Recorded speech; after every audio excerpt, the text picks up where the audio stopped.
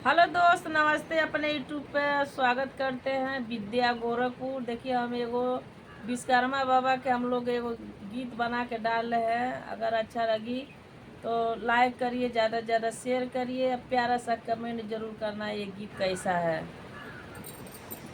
तुअरा के कई से मनाइए विश्वकर्मा बाबा, तुअरा के कई से मनाइए विश्वकर्मा बाबा।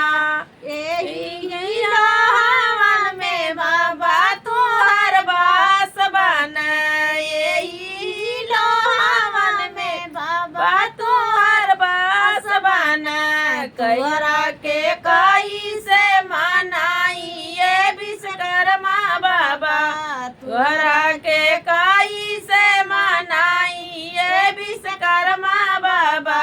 राजा ही राम चाहे गावन भिखारी हो, राजा ही राम चाहे गावन भिखारी हो, सबके ही घरवा में बाबा तोहर बास बन, सबके ही घरवा में बाबा तोहर बास बन।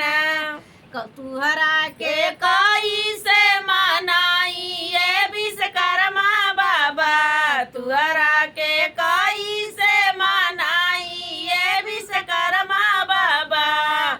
फुलवा चढ़ाई बाबा दिया ना जराई हो, फुलवा चढ़ाई बाबा दिया ना जराई हो।